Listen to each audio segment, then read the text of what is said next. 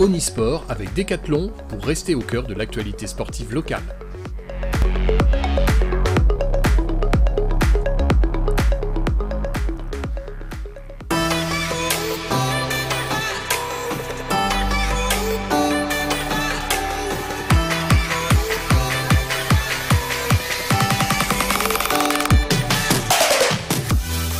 Bonsoir à toutes et à tous et bienvenue dans votre JD Sport du lundi 23 mai. Nous sommes ravis de vous retrouver pour le 29e numéro d'Omnisport. Aujourd'hui, le Stade Rochelais au programme dans la page rugby, un mot de l'US La Rochelle en football, mais aussi un résultat de basket. Et cette semaine, un grand format consacré au rugby avec les tournois Brachet Mario Rouberti à Maran. C'est parti pour le récap du week-end. On ouvre ce journal par la page rugby et comme chaque semaine, on débute avec le Stade Rochelais dans un stade Marcel Desflandres à guichet fermé. Pour la 67e fois de la saison, les supporters ont su donner de la voix pour pousser leur équipe, des Maritimes qui sortent victorieux de leur confrontation face au Stade français 32-13. Malgré un groupe et un 15 de départ remanié dans le but de laisser les cadres au repos pour la finale de la Champions Cup, les jeunes joueurs de La Rochelle ont su faire le boulot et mieux que ça, même en décrochant le bonus offensif.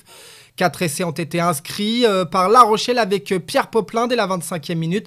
Comme vous avez pu le voir sur les images, imité moins de 10 minutes plus tard par Arthur Rétière après une course de 50 mètres. C'est ensuite au tour du capitaine exemplaire Romain Sazi d'enfoncer le clou, puis de Pierre Boudin à 2 minutes de la sirène pour entériner les espoirs de succès parisiens. L'essai d'Harry Glover au retour des vestiaires ne changera rien. L'entraîneur du Stade français Gonzalo Quesada a souligné l'état d'esprit de son équipe qui a malgré tout su rivaliser avec ses armes. On l'écoute. Oui, on est devenu expert à un lieu de tuer l'adversaire sur nos temps forts, à nous tuer tout seul.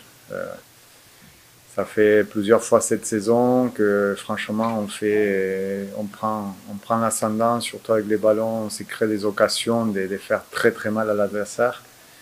Et pas seulement on marque pas, mais on reprend les doutes, on se prend des contres, on se sort du match. Donc c'est dommage parce que ça allait être difficile de gagner à La Rochelle aujourd'hui. Il fallait faire un match presque parfait. Mais je pense que même au-delà du score, on a montré qu'on avait les armes de rivaliser, qu'on avait les armes de gagner. Mais c'est impossible si on gère assez mal, quoi. On sait que La Rochelle va marquer des essais en enchaînant des temps de jeu comme en deuxième mi-temps. Après, il faut qu'ils se les gagnent.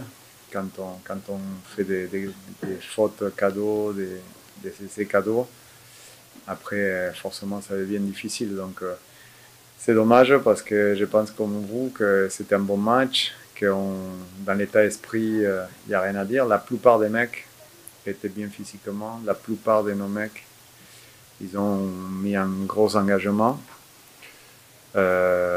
Et dans les contenus, il y a beaucoup de situations positives, mais on peut pas gagner si on est tellement bon à offrir des cadeaux à l'adversaire comme on a fait aujourd'hui et toute la saison.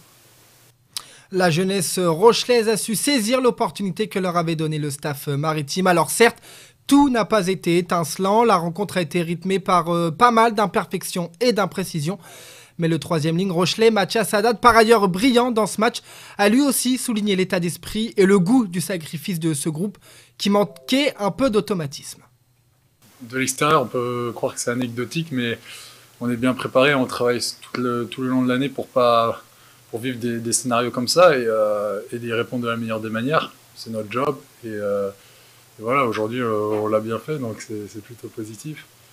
Maintenant, il faut se nourrir aussi des erreurs du passé et avancer. Et je suis très content de la réponse qu'on a faite sur le terrain. La défense, après, il y a aussi problème de connexion. Mais moi, je note surtout la volonté, la grinta de vouloir rattraper les coups, de se donner à fond pour le copain qui loupe le plaquage, etc. Moi le premier.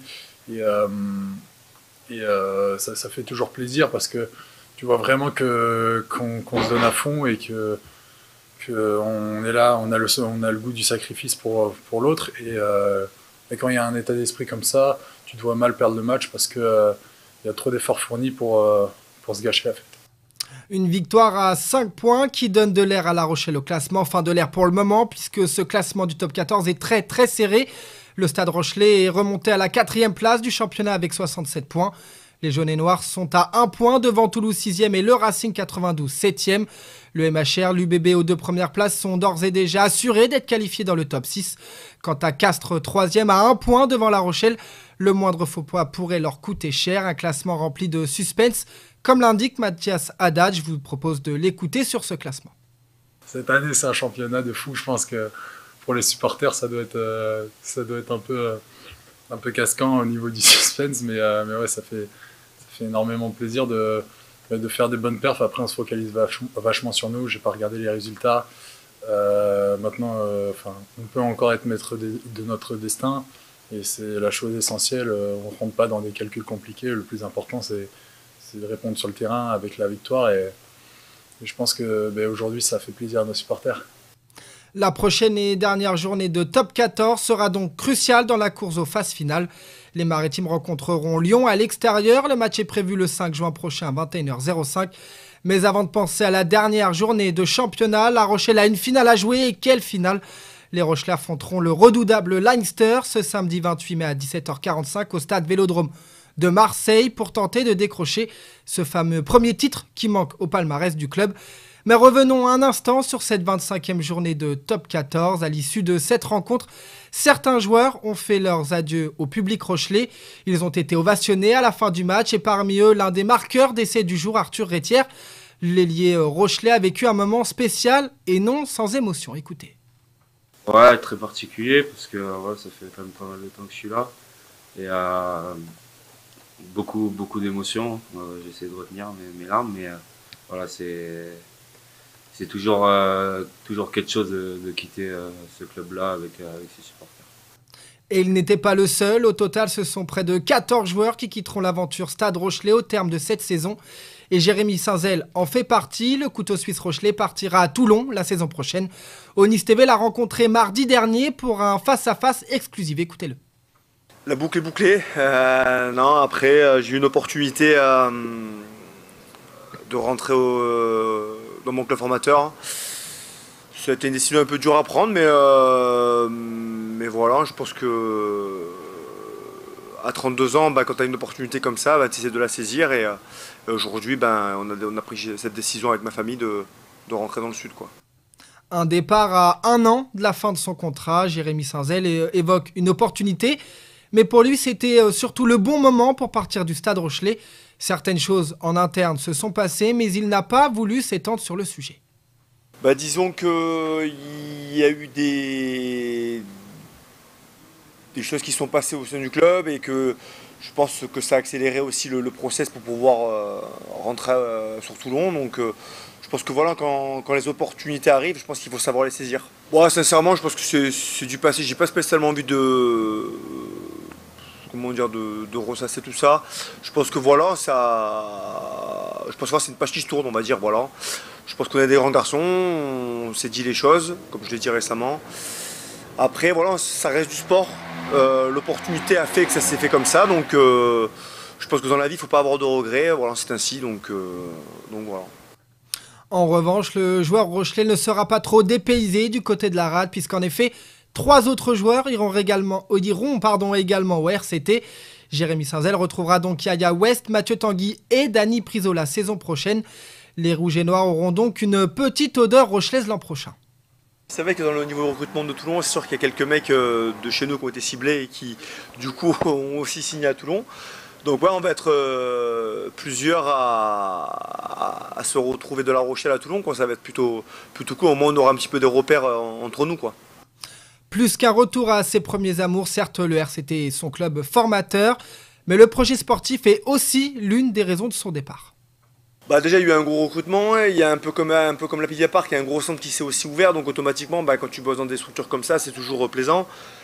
Et puis voilà, après, c'est surtout il y a Pierre Miloni qui arrive aussi, avec qui j'ai joué à Toulon à l'époque, donc voilà, il y a un projet qui est en train de se former, et je pense que ça peut être bien pour le futur aussi à Toulon, donc un peu comme à La Rochelle, j'espère que ça montera de la même façon, quoi. Arrivé en 2017 et après 5 saisons sous le maillot du club à la Caravelle, Le Centre Rochelais tire un bilan plus que positif de son passage à La Rochelle. Que du positif. Rugbystiquement déjà, j'ai joué à des postes que je pense que je n'aurais jamais joué ailleurs. Je pense, je joue à l'ouverture, je joue au centre, je joue à l'arrière. Ça m'a, comment te dire ça, en tant que sportif de haut niveau, ça m'a vraiment ouvert d'esprit, même dans mon approche des matchs, dans mon approche du rugby. Donc ça c'est vraiment le point positif. Après voilà le regret que j'espère partir à la tête haute et surtout en gagnant quelque chose, parce que on retient les joueurs que quand ça gagne, quoi. Parce qu'aujourd'hui, tu es juste de passage, hein. N'importe où tu signes, tu es juste un joueur de passage, hein. Même si tu as beau avoir fait 100, 200, 300 matchs, demain la page se tourne, mais les murs seront toujours là, mais toi tu seras plus là, quoi. Donc oui, c'est sûr que pour que ce soit vraiment ancré, j'espère vraiment gagner quelque chose ici, quoi. Le futur joueur toulonnais a vu le Stade Rochelais grandir et évoluer, une évolution qu'il qualifie d'énorme, surtout au regard de ce qu'a accompli le club ces dernières années. Énorme. Tu te qualifies la première année en Champions Cup en quart de finale, tu perds. Bon, tu as quand même joué des demi-finales, tu joues une finale de challenge, je souviens que j'ai. Et derrière, tu fais 2 finales, on en rejoue une cette année encore. Donc, c'est vraiment un bilan plutôt énorme sur les 5 saisons que j'ai vécues ici. Donc, j'espère que ça va continuer pour le club, parce que ça reste quand même maintenant un grand d'Europe, le fait de se qualifier tout le temps pour les phases finales, tout ça, donc c'est quand même assez important pour l'histoire du club. Mais bon, pour marquer l'histoire, comme je le dis, il faut toujours gagner quelque chose. Un titre, justement, c'est tout ce qui manque à La Rochelle pour se faire concrètement une place parmi les grands. Et pour Jérémy Sindel, un nouvel échec cette année aurait un goût d'inachevé. Franchement, clairement, ouais. En toute honnêteté, oui.